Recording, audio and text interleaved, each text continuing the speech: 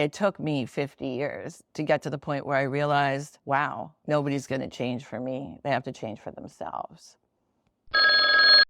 Hello, Nico speaking. How may I save the day? Oh, hello, universe. You got a message? Sure, spill it. The universe wants you to know you're going to be triggered, and we're going to turn those triggers into glimmers.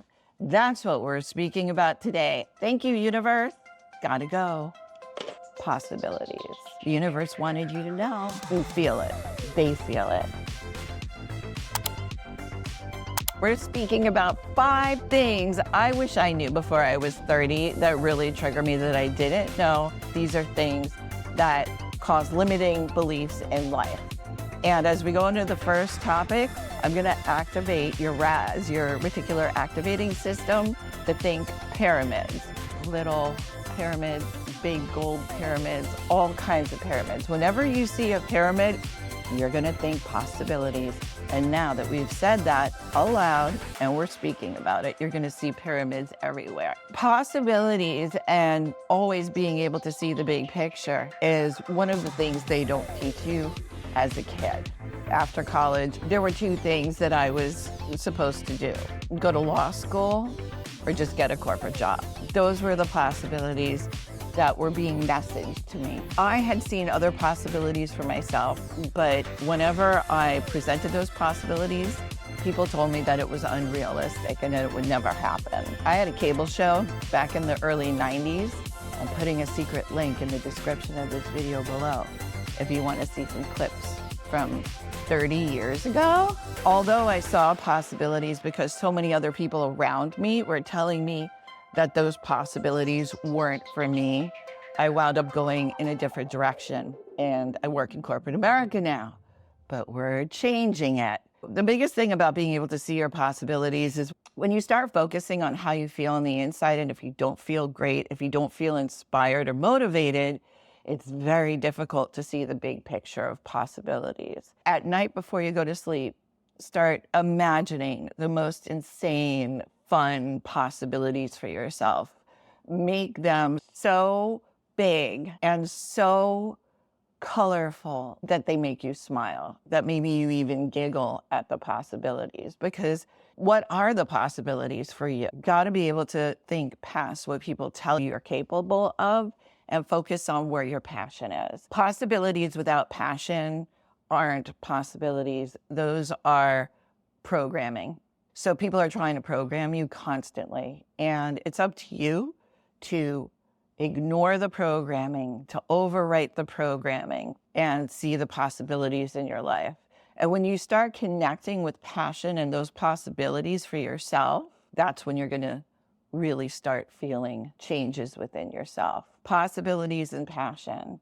Now at 55, I'm going in the direction of Dharma, of my passions. And a lot of people, again, are coming out of the woodwork, but you have a great corporate job and you're very successful. Why would you want to change anything? Every time somebody tells you that your dreams and desires aren't going to happen, that's when you need to stop listening to those people and listen to your heart and your Dharma and your passions. When you start seeing your real, true, passionate possibilities, you're going to start feeling glimmered as opposed to triggered. Let me know in the comments below what possibilities, what wonderful and crazy and inspiring possibilities you can visualize for yourself today. Connect your possibilities to your passions, and you will follow the clues that the universe drops every time you see a pyramid.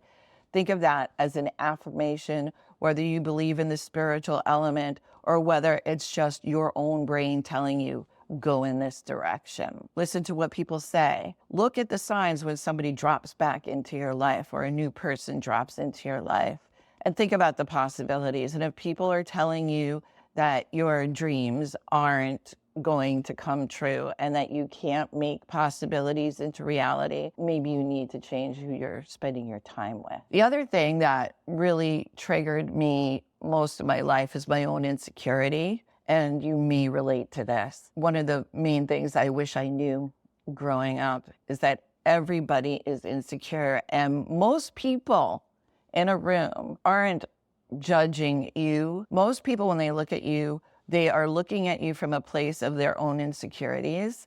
So once you understand that everybody's insecure and you can understand how insecurities present themselves to other people, you begin to realize that those people are being triggered by their own insecurity, not really by you. So accountability with integrity is one of my number one core values. People trigger me when those aren't their core values. It was only recently that I realized not everybody has the same core values. So if somebody's core value is family and mine is accountability, and they don't show up for something in some way, it triggers me. And then I have to remember, what are their values? Their value is family first. Being able to let go of my insecurities and my triggers has actually given me a new mindset, in the sense where I can glimmer at people and say, oh, they're living their core values. They're going with their core value, family or gratitude or spirituality or whatever their core values wind up being. That's for them. Knowing your own values is really important, because then that helps you understand why you get triggered by other people. Everybody's insecure. Everybody has doubts. There's no such thing as a person who doesn't ever have. There's no such thing. There are so many people out there. Taylor Swift has spoken about imposter syndrome. Michelle Obama talks a lot about imposter syndrome. It doesn't matter what your role in life is. It's where you are in your mindset and in your heart. And it's a lot easier to let go of your own insecurities when you know yourself, when you understand that other people have different values than you. That being said, what's the third trigger? This is a big one. I've been in a lot of relationships through my life. I've said this before, I have a lot of skeletons in my closet. And a lot of those skeletons jumped in my closet because I thought I could change people. And I wound up in a lot of relationships, friendships, and romantic and otherwise, by people who were attracted to me because they wanted me to save them or change them. And once you realize that you can't change a person, it becomes a lot easier not to be triggered by the fact that you can't change people. You can coach people. The real trick to getting a person to change is by coaching them and listening to them and observing their behaviors in such a way where you can guide them to their own revelation. You can support them, being supportive and being kind, and understanding that sometimes if a person is going to change, it may not be something that's for you. You might not like the changes that the person realizes that they have to do. It might not include you. And being able to let go of the feeling of triggering, let it go. Just let it go. You're not going to be able to change them. And when they do come up with the desired outcomes and changes that they might want to make in their life, you've got to be ready to accept the fact that it might not include you. And I know that's really hard. However, here's the fun part. You can change yourself. That's number 4. I had a lot of challenges in life, health challenges, relationship challenges, career challenges over the years. A lot of people told me that I can't change. I remember when I was going through a health journey, weight loss and other things like that. And people were like, you're never going to lose the weight. I did. That's something you can take, but it took me a long time. It took me 5 years. A lot of it had to do with the fact that I was living a very unauthentic life to myself. And I was surrounding myself with the wrong people. And then I learned not only can I change myself physically and mentally, but by changing the people in my life. They say the 5 people that are closest to you are a direct reflection of yourself. Look at the people in your life that you spend the most time with and really think, are these the people that are supporting my desired outcomes, or are they just absorbing my energy and my life force? Got to watch out for emotional vampires, financial vampires, psychological vampires, those narcissists, but you can change. And you can eventually, when you get to a certain place of being able to see and observe all these things around you and seeing the big picture and getting perspective, you realize that you can also change how you feel when you need to, and you can change how you react. And those are the biggest things, because you can't control everything in this world, can't change other people, but you can control your own reactions and your feelings, because feelings come from thoughts, and thoughts a lot of time come from the people around you, your environment, your job, not living or having a purpose, not connecting with your passions. Even if your passions are hobbies, it's still really important to know what they are. And maybe at some point, when you start seeing the world zoomed out a little bit, you'll be able to really hone in on what your passions are. So let me know in the comments below what change you want to commit to yourself today, because I know you can do it. It's important to think about these things because your brain is already processing the information and making changes within you, whether you want to or not. This last bullet point on our list of top 5 things I wish I knew. A lot of times in life, I wound up doing things or finding myself in situations or being around people because I felt a certain sense of commitment. Now, from my Scrum Master training and corporate training, I know that I don't accept things into a product backlog or into my to-do list unless I ask why 3 times. The first time you ask, why do I want a better job?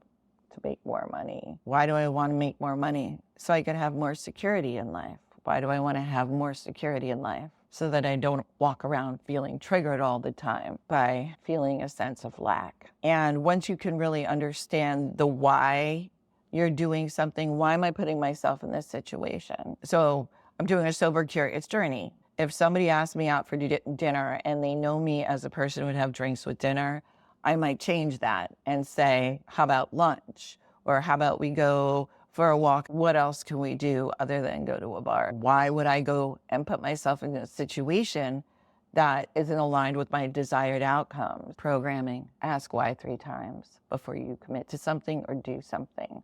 And it's okay not to immediately say yes to people. You could say, let me get back to you. Whether it's professionally or personally, let me get back to you is a perfectly acceptable response when you need to figure out whether something is going on your to-do list or not. And on that note, thank you for spending some time with me today. And I hope that you take these 5 triggers and find ways to turn them into glimmers and absorb some of the lessons that I've learned in my 55 years on this planet. My name is Nico. This is Nico speaking.